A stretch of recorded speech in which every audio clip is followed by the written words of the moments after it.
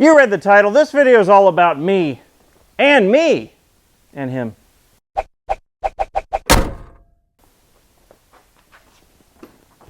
Yes, I quit my full-time job to focus on YouTube full-time. If you're curious, my full-time job was as a software engineer, more specifically an Android developer. Now I'm a full-time talk-to-myselfer, or as I've been referring to it, unemployed. Now obviously this is an incredibly risky move. The voice in the back of my head is going nuts with worries. What if you run out of ideas? All I can do for now really is try to make this work.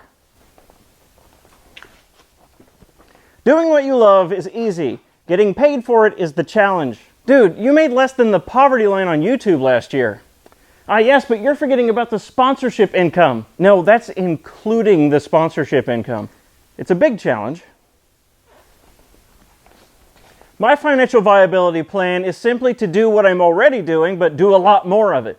Now, I'm not equipped to make daily videos or anything like that. What's up, guys, and welcome back to Aging Daily. Today, we're going to be cleaning up dead crickets in my shop. Will they all fit in one shop vac? Let's find out. But I can certainly make more than one video per decade like I've been doing.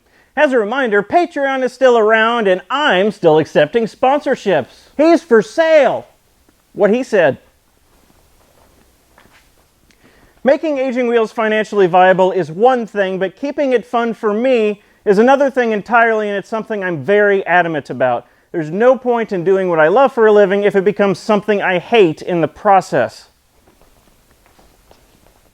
I have many different ideas of ways to prevent the ever-feared burnout. For starters, since cars are now my full-time job, I'm going to spend a little more time focusing on my hobby of making things. I've made many things over the years. Ornate laptop stands, shop fixtures, my camper, etc., and it's very much something I enjoy. More recently, I got a table saw and some other wood enthusiast tools, and I set up a little woodworking section in my shop. This means I now have a fun spare time activity in a shop with sawdust absolutely everywhere. Another way I plan to keep Aging Wheels fun is to only do what I want to do. What I mean by that is I'd much rather chase after increased quality and self-fulfillment rather than increased quantity or to do anything for the views. You are aware it takes money to buy cars, right? The main point is that I don't want to force out a video just to meet a schedule or to satisfy the YouTube gods. Now, that doesn't mean every video is going to be a masterpiece. I'm not this old Tony, but I want every video from now on to at least be something I'm not ashamed of. I think that's a reasonable goal. But anyway, I won't elaborate on these ideas anymore because they are, after all, just ideas. I'm sure my process will evolve over time, and some of what I just said will turn out to be complete nonsense. But at least I'm starting out with a plan. So what can you expect to see in the future? Well, going back to doing what I want to do, I'm liable to do just about anything. You never know what you're going to see on any given week. It could be a project video, it could be antics with some car from my fleet, it could be a car-themed comedy sketch, you don't know. Now, this sort of inconsistency isn't typically great for YouTube, but again, I'm putting my main focus on self-fulfillment. One thing you won't see much of is car reviews, and the reason for this is because if I'm borrowing someone else's car, I'll have a day, and one day is not enough time to experience the car, analyze the experience, write the script, and film the video. I can film the video in a day, but the other three require far more time than is available in a day if my goal is to like the resulting video. I'd even argue that any car review done entirely in the span of a day isn't so much a car review as it is a glorified dealership tour.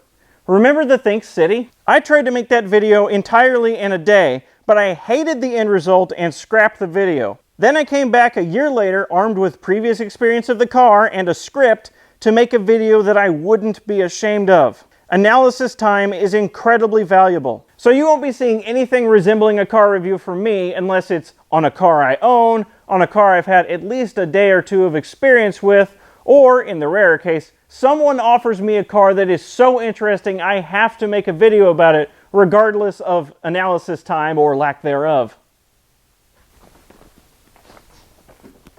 As I already said, this is a big risk for me. I can't currently support myself off YouTube income, and you'll never be able to. I'm living mostly off savings at the moment, but this is a risk I'm willing to take because I feel like I have to. I'm always thinking about video ideas and what to do next, much to the detriment of the performance at my real job last year.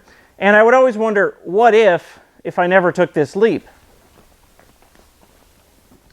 Now, I'm determined to make this work, but failure is always an option. If in, let's say, 6 months it becomes difficult to pay my mortgage, I can always go back to a software development job.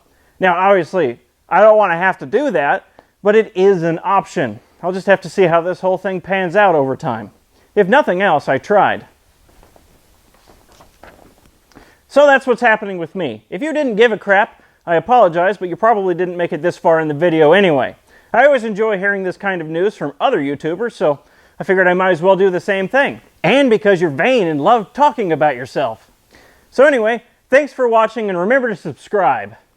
You know, if you like the content. If you don't like the content, then don't subscribe in the first place or unsubscribe. What? You don't have to actively drive people away? I know you're all about having fun and all this other nonsense, but you do realize you have to make money to keep doing it, right? If you started a bookstore, you couldn't stand out front and drive customers away telling them, I don't want you in here, you make me money. Why would I want that? At that point, you're just occupied.